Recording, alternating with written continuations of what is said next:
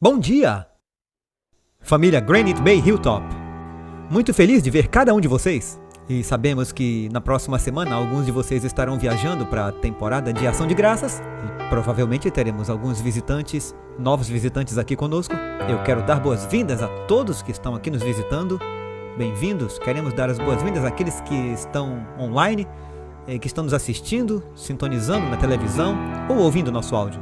Estamos felizes por você estar conosco hoje. Estamos continuando com a segunda parte de uma série onde estamos falando sobre quando Satanás vai à igreja.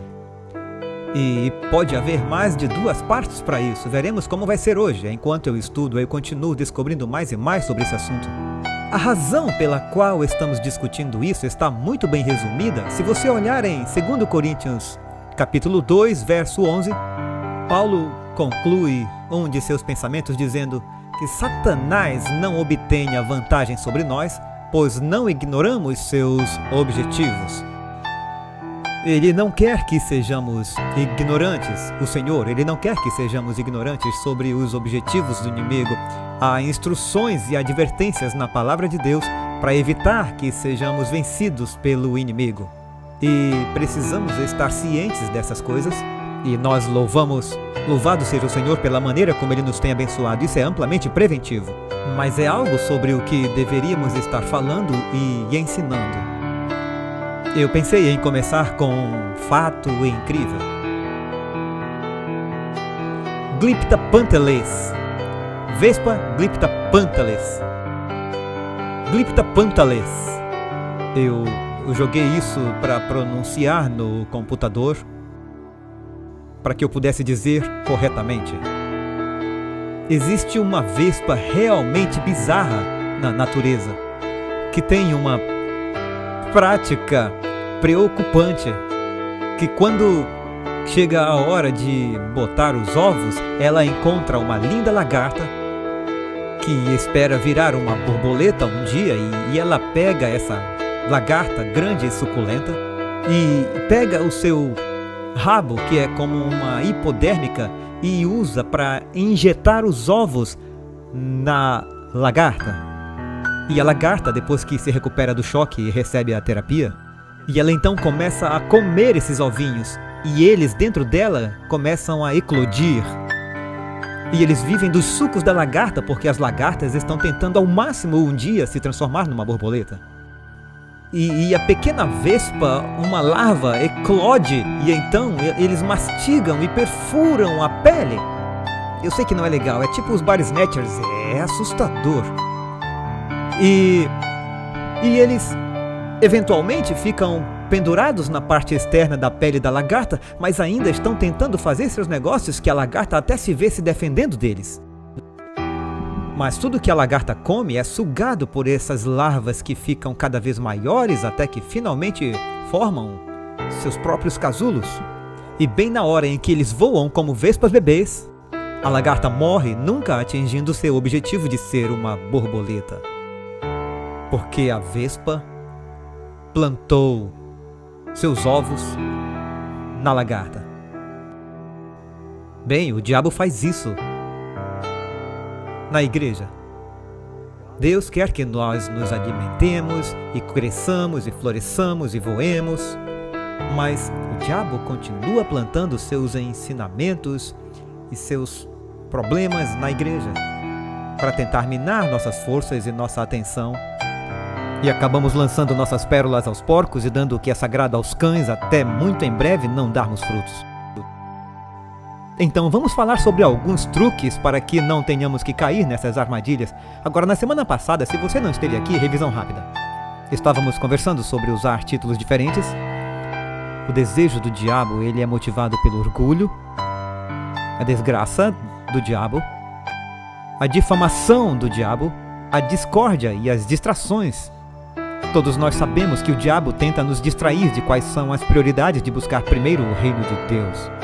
Hoje, se o tempo permitir, falaremos sobre o disfarce, os enganos, a profanação, o diálogo, o escárnio e o pavor do diabo.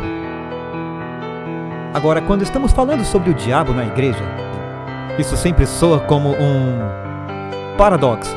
Parece um oxímoron. Mas sabe, o diabo começou realmente na igreja. A Bíblia nos diz que ele estava bem ali perto do trono de Deus desde a criação. Você pode ler em Ezequiel 28. Tu eras o ungido querubim cobridor. Eu te estabeleci. Tu estavas no santo monte de Deus. Tu andavas de um lado para o outro no meio de pedras de fogo. E essas pedras de fogo está falando sobre as pedras flamejantes, a glória de Deus. Jesus, que certamente viveu antes de sua encarnação, ele disse em Lucas capítulo 10, 18: Eu vi Satanás cair como um raio do céu. Houve uma guerra no céu e Satanás foi expulso do céu. O diabo sabe sobre ir à igreja e quer voltar para a igreja. Você sabia disso? Nós não costumamos pensar nisso dessa maneira, mas o diabo quer voltar para a igreja. Você notou isso em nossa leitura? Ele se senta no templo de Deus como Deus, mostrando a si mesmo que ele é Deus. Ele quer ir à igreja não para adorar a Deus, ele quer ir à igreja para ser adorado. E sabe que existem algumas igrejas que, consciente ou não, adoram o diabo. Portanto, precisamos saber o que ele está fazendo. Bem, vamos falar um pouco sobre o disfarce do diabo. Essa foi nossa leitura da semana passada, Atos 20, quem tiver sua Bíblia, Atos 20, versos 29 e 30. Paulo está dando alguma advertência aos crentes na Ásia. Ele sabe que provavelmente é a última vez que ele os verá. E ele diz: porque eu sei que depois da minha partida, lobos selvagens virão entre vocês, não poupando o rebanho. Lobos entre o rebanho. Também dentre vós mesmos homens se levantarão, falando coisas perversas para atrair discípulos para si. Perceba que Paulo diz depois da minha partida. Por que depois da sua partida? Se você olhar no versículo anterior, eu acho que é o verso 27, Paulo diz: eu não negligenciei para declarar a você todo o conselho de Deus. Paulo está dizendo: enquanto eu estiver aqui, eu sei o que o diabo está tramando, eu sei como ele é, eu estou pregando todo o conselho de Deus para que você esteja seguro, mas depois da minha partida, outros professores entrarão. E há o risco de você ficar confuso quando esses lobos vierem. Em Mateus 13, Jesus lhes deu uma parábola. O reino do céu é como um homem que semeou boa semente em seu campo, mas enquanto os homens dormiam, seu inimigo veio. E quem é o inimigo? O inimigo veio e semeou joio entre o trigo. Lembro da primeira vez que eu li isso, eu pensei que era o joio. Pensei que fosse um rasgo na roupa.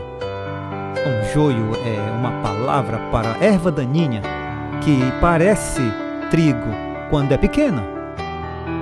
Você sabia que quando você era muito jovem, bem bebezinho, seus pais não podiam dizer a diferença entre você e um sapo? Agora, eu estou falando de quando você era uma única célula, ou duas células. E mesmo depois de 1 ou 2 semanas, se você olhar para os pequenos embriões num microscópio, um sapo ou criaturas diferentes parecem todos iguais. Difícil dizer a diferença entre um cachorrinho e uma cobra quando eles são muito pequenos. Mas à medida que crescem, e o trigo, quando brota na terra, parece muito com o joio. E o diabo semeia o joio no meio do trigo. Os servos vêm ao mestre e dizem: parece que há joio semeado no meio do trigo. Você quer que arranquemos? O mestre diz: não, não, não. Por elas serem tão parecidas, vocês vão acidentalmente arrancar um pouco de trigo. Às vezes você e eu achamos que sabemos a diferença entre o trigo e o joio, mas só Deus conhece o coração. Se pedissem aos líderes religiosos para arrancar o joio da igreja primitiva, eles teriam se livrado de Maria Madalena e Pedro imediatamente. Não? E provavelmente promovido Judas. Então temos que ter cuidado quando se trata de separar o trigo do joio, porque às vezes é difícil dizer. O diabo é sorrateiro na igreja. 2 Coríntios 11, 13 a 15. Tais são falsos apóstolos, obreiros fraudulentos, transformando-se em apóstolos de Cristo. E não é de admirar, porque o próprio Satanás se transforma em um anjo de luz. Quando o diabo veio tentar Jesus no deserto, você acha que ele se jogou no chão com asas de morcego e colantes vermelhos e, você sabe, terno da Calvin Klein? Não, ele parecia como um lindo anjo. Ele pode se transformar em um anjo de luz, e não é de admirar? Aqui diz: portanto, não é grande coisa se seus ministros se transformam em ministros de justiça, cujo fim será de acordo com suas obras. Sabe, eu tenho a antena parabólica onde eu posso ver 3ABN, EFTV, Hope Channel, mas também fornece muitas outras programações religiosas. E às vezes eu não resisto, eu passo por algumas das outras estações e eu vou dizer a vocês, eu acho que existem alguns ministros e outras igrejas que estão seguindo toda a luz que tem e estão fazendo o possível para pregar a palavra de Deus. E eu fui tocado e movido por algumas dessas mensagens. E eu não acredito, nem por um momento, que o único lugar onde você vai ouvir um sermão cheio do Espírito Bíblico é numa igreja adventista.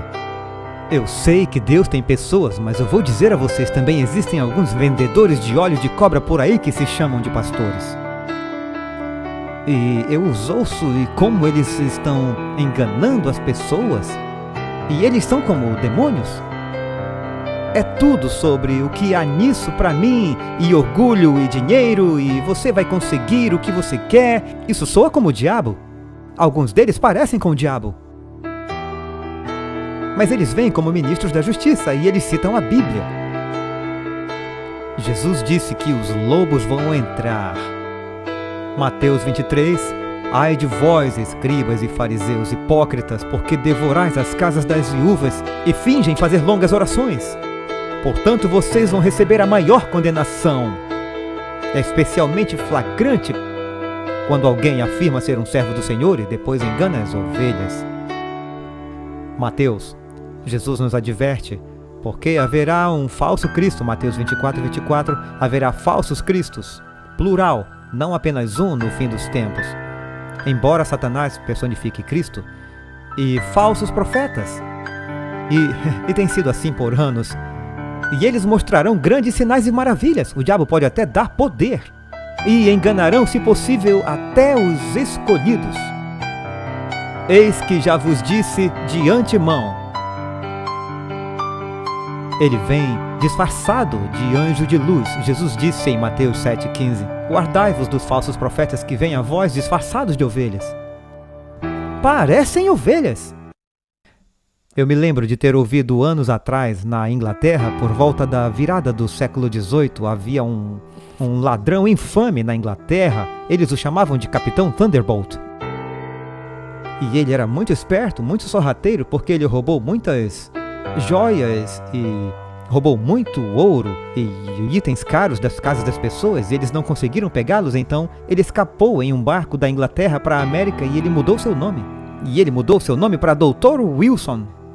Mas porque o Capitão Thunderbolt havia se ferido, ele tinha uma deformidade em sua perna e ele também era um cara magro, era um finlandês. Então o que ele fazia era usar 3 conjuntos de roupa para dar a ele um pouco mais de volume e disfarçar a desfiguração em sua perna. E ele conseguiu enganar as pessoas, fazendo-as pensar que ele era um médico respeitável por anos. Mas com o tempo ele envelheceu e estava morrendo. E ele ligou para os amigos íntimos e disse: me prometam uma coisa. Quando me enterrarem, não tirem a minha roupa. Me enterrem desse jeito. Disseram: nós prometemos. Bem, então eles levaram o corpo dele para um agente funerário e ele disse: eu não sei qual é o problema, nunca prometa isso, porque depois que eles saíram, o agente disse: eu não posso fazer meu trabalho sem tirar sua roupa. E ele tirou 3 ternos. Notou a perna deformada, achou estranho, ligou para a polícia, eles fizeram uma pesquisa e eis que era o Capitão Thunderbolt. Ou o Senhor Thunderbolt. Qual era o nome dele novamente? Capitão Thunderbolt, isso. Parece nome de super-herói. E foram até a casa dele, encontraram todo o ouro e outras coisas. Eles não perceberam quem era até tirarem sua roupa. Algumas pessoas usam máscaras, tentam se esconder. E agora temos o disfarce do diabo. Daí você tem os enganos do diabo que parecem bastante óbvios.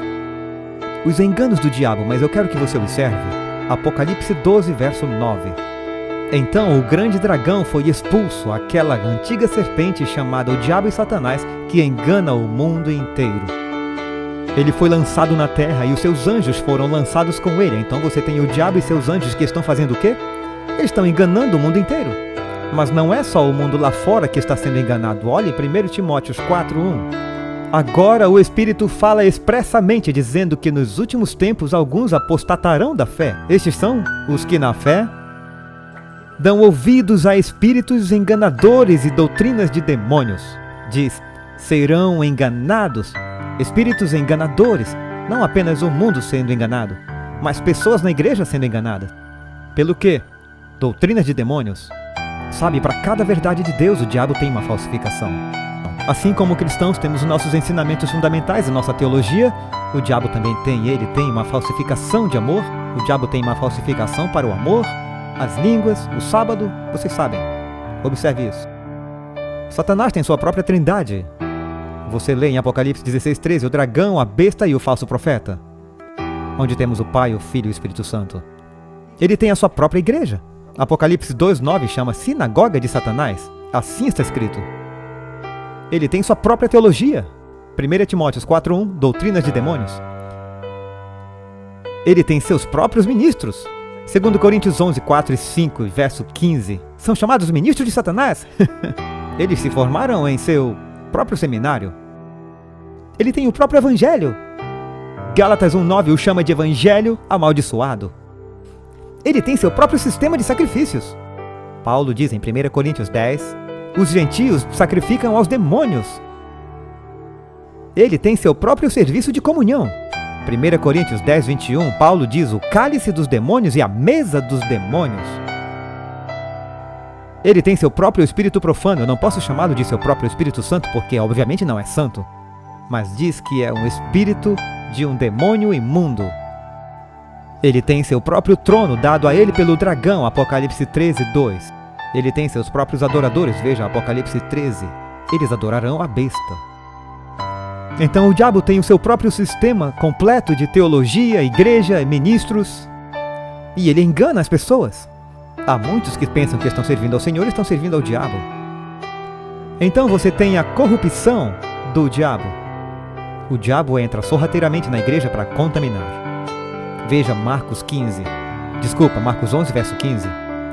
Então eles vieram para Jerusalém e Jesus entrou no templo e começou a expulsar aqueles que compravam e vendiam no templo. Sabe, antes da festa, todos esses vendedores ambulantes vinham com o apoio do sacerdote, porque ele recebia uma parte da renda. E eles estavam vendendo pombos, vendendo cabras, vendendo ovelhas e diferentes animais para sacrifícios. E eles estavam vendendo camisetas no templo e tinham de tudo para vender lá no pátio. Jesus chegou indignado. Aqui é para ser um lugar santo, não é um celeiro cheio de estrume. E ele jogou tudo fora e disse, não está escrito, na minha casa deve ser chamada de casa de oração para todas as nações, mas vocês fazem dela um covil de ladrões. E sim, ladrões entram na igreja também. Judas, que roubou. O diabo entra por pessoas que são controladas pela ganância. Você lembra onde nos conta em Atos sobre Simão que ofereceu dinheiro a Pedro para que ele pudesse usar o Espírito Santo? Pedro disse, você vai perecer com seu dinheiro. Que Satanás deveria colocar tal coisa em seu coração. Ganância e poder. Atos 7 diz, porque são espíritos imundos clamando em alta voz. O espírito do diabo é um espírito imundo. E eu estava olhando no Antigo Testamento para ver o que aconteceu durante o tempo de Manassés. O diabo vai à igreja? 2 Reis 21:1. Manassés tinha 12 anos quando se tornou rei e reinou 55 anos em Jerusalém. E fez o que era mal aos olhos do Senhor. E ele construiu altares na casa do Senhor. Poderia ter feito isso em outro lugar, mas ele trouxe altares para os ídolos. Dentro da casa do Senhor, verso 5. Edificou altares para todos os exércitos do céu, nos 2 pátios da casa do Senhor. Fez seus filhos e suas filhas passarem pelo fogo. Soa como na casa do Senhor oferecendo seus filhos. Verso 7, ele até colocou uma imagem esculpida de Astarote que ele havia feito na casa do Senhor.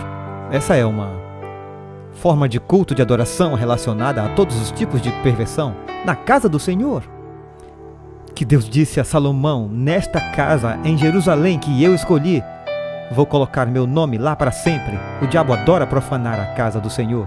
Deus quer que sejamos uma casa de oração. Ele quer que seja um lugar onde as pessoas aprendam sobre sua santidade e pureza, onde ensinamos reverência.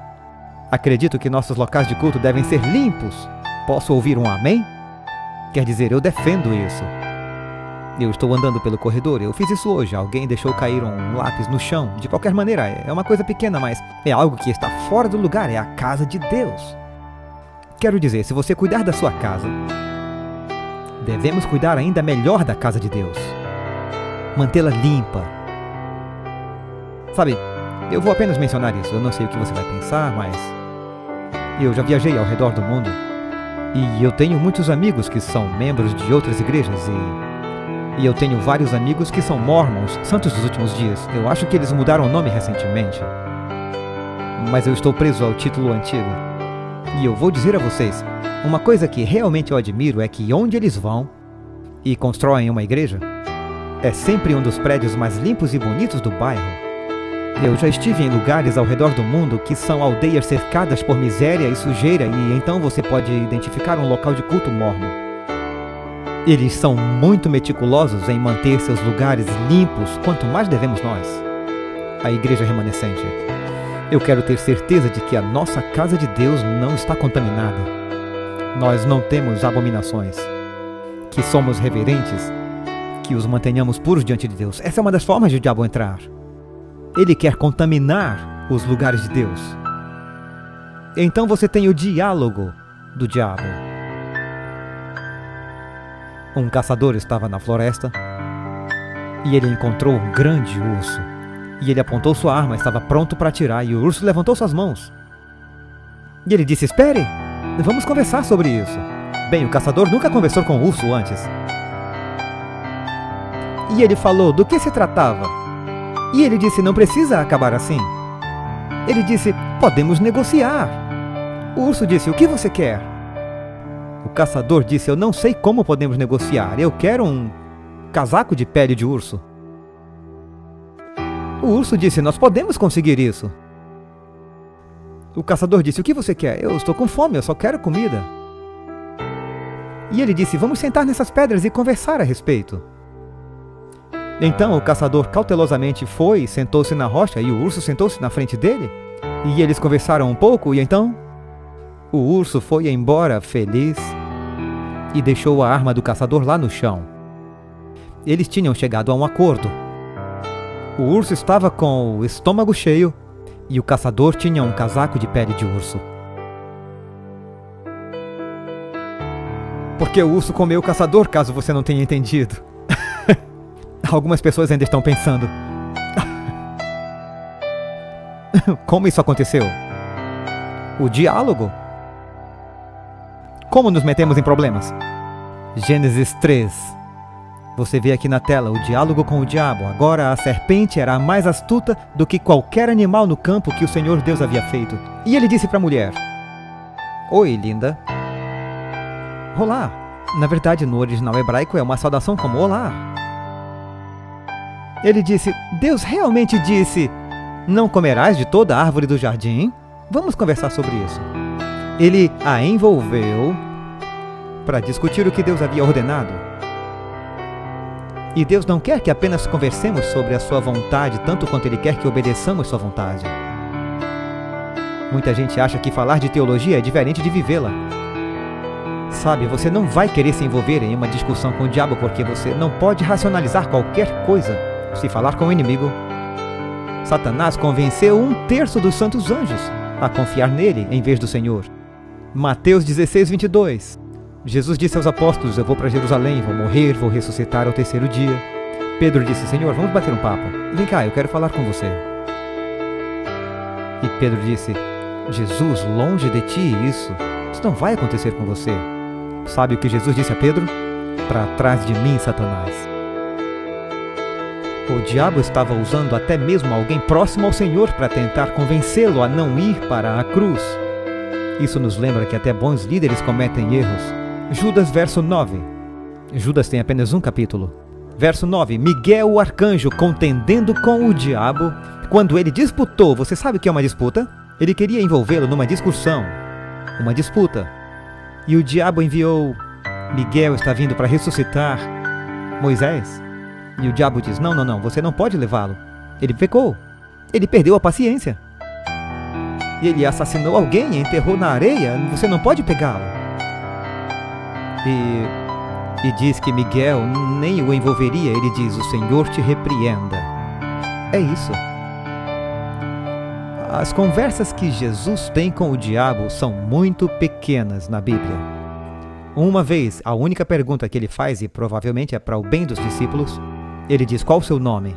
A propósito, Jesus conhece todos os nomes, ele sabe os cabelos da nossa cabeça, são contados. E ele conhece todos os anjos, embora haja bilhões deles, ele os conhecia pelo nome e diz: qual é o seu nome? Eles disseram: Legião, porque somos muitos.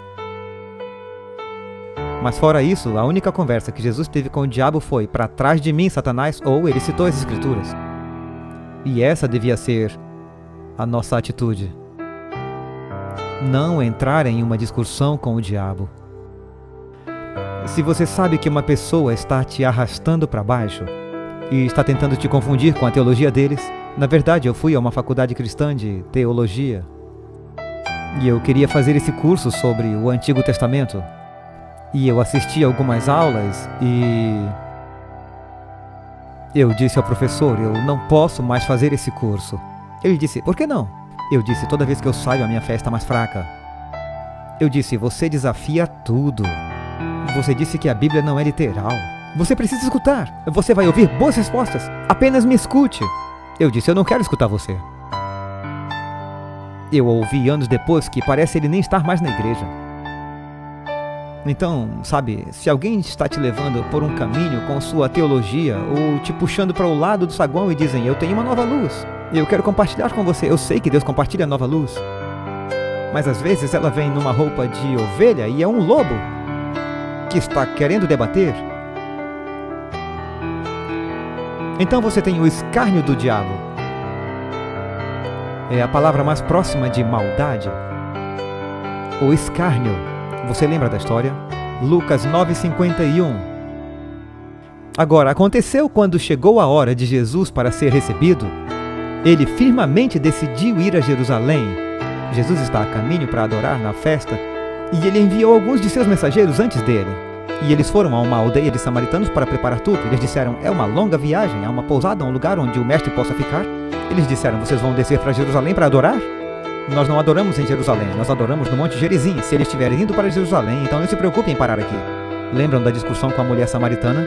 Os samaritanos não adoravam em Jerusalém, eles adoravam em um templo diferente. Eles disseram: ele vai adorar lá, nem vem. Aquilo deixou os discípulos tão bravos. Ouçam o que Tiago e João disseram. Eles não o receberam porque ele estava decidido a viajar para Jerusalém? E seus discípulos Tiago e João é o apelido para filhos do trovão. Eles viram isso e disseram: Senhor, queres que mandemos descer fogo do céu e queime tudo? Assim como Elias, eles tinham verso. E Jesus disse: vocês não sabem que tipo de espírito vocês são. Bem, se não era o Espírito de Deus, que espírito era? Apenas pense, aqui eles eram 2 líderes da igreja. E eles disseram: Senhor, não estão te tratando bem. Vamos nos vingar. Não vamos esperar que eles vão para o inferno. Vamos trazer o inferno para eles. Dá-nos poder. Vamos invocar o fogo e queimar toda a cidade. Jesus estava com as mãos cheias. Ele não tentou ensinar esses caras? Você se pergunta como a igreja chegou ao lugar onde, algumas centenas de anos depois de Cristo, eles ainda estavam torturando pessoas que não aceitam Jesus. Como a igreja chegou até aí? Onde eles estavam queimando bruxas e afogando e queimando pessoas em nome de Jesus. Porque o diabo sabe como entrar na igreja. Através de pessoas que não são convertidas. Então temos o escárnio do diabo. Sabe, eu vou dar uma pausa aqui agora e eu quero dar algumas respostas. Como se derrota o diabo? 3 coisas. Seja consagrado, seja vestido, seja corajoso. Talvez mais uma força, seja confiante. Seja consagrado. Tiago 4:7. Portanto, submeta-se a Deus, resista ao diabo e ele fugirá de vós. Uma das coisas mais importantes primeiro é submeter a rendição a Deus. Fazemos isso de joelhos. Você é sempre mais forte na luta contra o diabo quando você está de joelhos. Você sabe como é difícil pecar e orar ao mesmo tempo?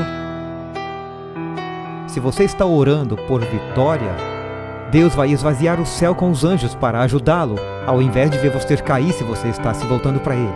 Submeta-se a Deus. Você não pode resistir ao diabo até que você se submeta a Deus. Você não pode fazer isso com seu brilhantismo. Não discuta com ele. Ele é muito mais esperto que você. Você tem que se humilhar, reconhecer sua fraqueza. Você nunca é mais forte do que quando você sabe o quão fraco você é. Submeta-se ao Senhor em oração. Sabe, uma vez um homem teve um filho que estava endemoniado e os discípulos não puderam expulsá-lo. Eles disseram: Senhor, qual é o problema? Ele disse: esse tipo não sai exceto por oração e jejum. Então, se consagre. Em segundo lugar, seja vestido. Você conhece este. O que você veste? Efésios 6, verso 10. Finalmente, irmãos, sejam fortes no Senhor e na força do seu poder. Coloque toda a armadura de Deus, para que você seja capaz de enfrentar as ciladas do diabo. Então, como podemos ficar em pé? É como em uma luta, você luta em pé. Você coloca a armadura de Deus. E então ele detalha o que é isso.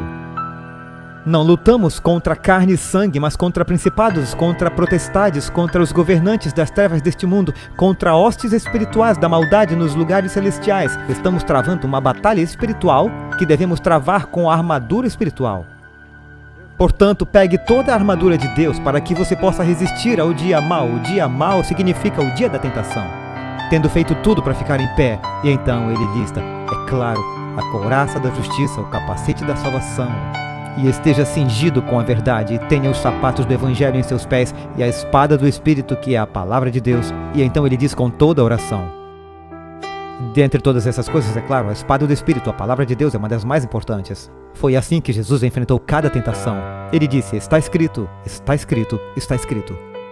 Bem, eu disse: seja consagrado, seja vestido, seja corajoso.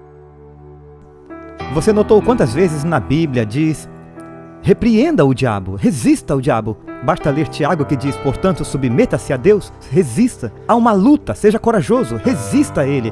Às vezes o diabo deve ser enfrentado de frente.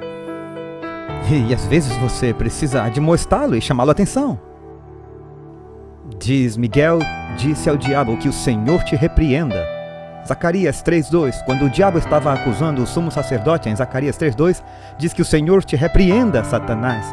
O Senhor, e eu não estou sugerindo que você saia batendo os pés, acenando com a mão e dizendo que você está repreendendo o diabo falando com você mesmo. Mas basicamente está dizendo que é preciso confrontá-lo. Continuando, Romanos 16:20. E o Deus da paz esmagará Satanás sob seus pés em breve. A Bíblia diz que você pisará a serpente, você derrotará leões. Quais os dois símbolos do diabo? Leões e a serpente. Se você fizer essas coisas, e ele pode te livrar. Então, como é que o diabo entra na igreja?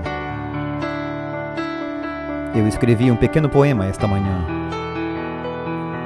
Como o diabo entra na igreja? Não pelas janelas nem pela porta. Não é pelo encanamento, nem pelos fios, nem pela luz, nem pelo respirador no chão. Ele não sobe no telhado para se refugiar no sino do campanário. A resposta é clara: quando você olha para o espelho, ele entra na igreja através das pessoas. Não é do prédio que ele tem medo. Ele entra através de nós. Acabei de mostrar, ele entrou em Tiago, em João, em Pedro. Todos eles, em um ponto, abandonaram e fugiram. Quando Pedro disse: embora todos te abandonem, eu não te abandonarei, mas ele sequer se conhecia. É por isso que temos que nos humilhar. Sabe, eu fiquei fascinado com a história da máquina Enigma. Você já ouviu falar sobre a máquina Enigma? Ela era uma máquina de codificação muito complicada que foi desenvolvida para fins financeiros antes da Segunda Guerra Mundial e adotada pelos nazistas e modificada, e deu a eles a capacidade de enviar mensagens para sua marinha, seu exército e diferentes mensagens codificadas do quartel-general. E os destinatários precisavam ter um livro de código e uma máquina. Para descobrir quais eram essas mensagens, suas chances eram de 1 em 1 milhão. Quer dizer, era quase impossível descobrir, porque a máquina tinha várias rodas e botões e fios e coisas para apertar. E eles mudavam esse código com os livros de código dia após dia. Bem, os nazistas estavam destruindo os ingleses no Atlântico Norte, no Mediterrâneo. Eles estão ganhando na África porque havia ataque surpresa Blitzkrieg. E Winston Churchill disse, aliado ao exército polonês, e eles diziam, temos que quebrar esse código, temos que quebrar esse código. E eles tinham uma grande equipe dizendo... E eles perceberam que precisavam obter não apenas uma máquina Enigma, precisavam também dos livros código. O que aconteceu em 30 de outubro de 1942, no Mediterrâneo, um navio de guerra inglês encontrou um submarino alemão. Eles trouxeram para a superfície porque suas cargas de profundidade o danificaram tanto que eles estavam afundando. E o capitão alemão do U-Boat percebeu que se quisesse salvar sua tripulação, eles tinham que emergir. Corriam risco de serem mortos ou serem prisioneiros, mas certamente iriam se afogar. Porque um submarino, ele é basicamente de ferro e quando perde o ar, ele afunda não como, você sabe, um pedaço de madeira ou uma balsa, ele é tipo uma âncora. Então, com o peso que lhes restava, o capitão trouxe o U-Boat para cima e todos os marinheiros alemães saíram como formigas, pulando para o mar. O capitão inglês trouxe a sua embarcação para perto do U-Boat. Ele ordenou 3 marinheiros, ele disse, vocês têm que entrar ali e pegar os livros código. A guerra pode depender disso, vidas dependem disso, precisamos dos livros código. Então os 3 marinheiros pularam no mar. Eles desceram a torre de comando do submarino enquanto ele se preparava para afundar, a água estava entrando. E eles conseguiram sair, na verdade eu tenho os nomes deles aqui. Tony Fasson, 22 anos, um primeiro-tenente de 29 anos, Colin Grazier e um assistente de cantina de 16 anos, Tommy Brown. E eles arrastavam as coisas pelos corredores, arrombaram o cofre e conseguiram pegar o livro código. E Tommy Brown gritou da torre de comando, onde fica o periscópio, e diz, pessoal, saiam, saiam, a água está entrando. Ele percebeu que todo o ar estava escapando e estava afundando rapidamente. E eles estavam voltando para pegar mais, porque eles estavam pensando em obter mais informações para salvar seus camaradas. 2 deles não conseguiram escapar, mas eles conseguiram os livros código. Tommy Brown escapou. Pulou em um dos pequenos botes de desembarque que haviam lá. E com essa informação, eles puderam quebrar o código do inimigo e a guerra virou. Agora, você também tem um livro de códigos. A Bíblia, alguém morreu para disponibilizá-lo para você, para que você pudesse saber quais são as táticas do diabo. Que pena se nós o ignorarmos. Mais um pequeno fato que eu quero compartilhar. Quando eles finalmente quebraram o código Enigma, alguns matemáticos descobriram que eles estavam ouvindo as transmissões de rádio da Alemanha e eles disseram: vai haver um grande ataque no Mar do Norte amanhã. Eles disseram, nós temos 99% de certeza disso. E os altos escalões não os levaram a sério. E houve um grande ataque e vários navios britânicos foram afundados, porque eles não deram ouvidos às informações que obtiveram nos livros códigos. E eu me pergunto, quantas pessoas são vencidas? Nós temos o livro em nossas mãos. Para toda a tentação, Jesus disse, está escrito. E ele foi vitorioso. Se escondêssemos a palavra de Deus em nosso coração, diz para que não pequemos contra ele, temos a chave para resistir aos ataques do inimigo, temos a chave para identificar o inimigo. Certa vez um homem pegou uma diligência, uma carruagem, e ele está tentando chegar a quem ele ama. Mas a única maneira de chegar a quem ele ama é que ele tem que ir nesta diligência por um perigoso cânion. E quando ele compra a passagem, eles dão um pequeno aviso. Eles dizem, agora precisamos avisar que há grande probabilidade de sermos atacados por índios. E tem também areia movediça ao longo do caminho. E as pessoas vão tentar rolar pedras sobre você em algum ponto do caminho. E algumas pessoas que estão na carruagem com você, que não sabemos quem são, mas pensamos que são bandidos e estão disfarçados. Você não ia querer entrar nessa carruagem, queria? Mas daí o homem que está dirigindo a diligência e vendendo os ingressos diz, a boa notícia é que eu tenho um mapa para você. E ele informa quando o ataque ocorrerá, onde está a areia movediça, onde vão rolar as pedras para baixo. E eu tenho uma lista de quem vai entrar na carruagem. Você se sentiria melhor se tivesse essas informações, certo? E Deus nos deu. É a sua palavra, Ele está nos mostrando o que virá.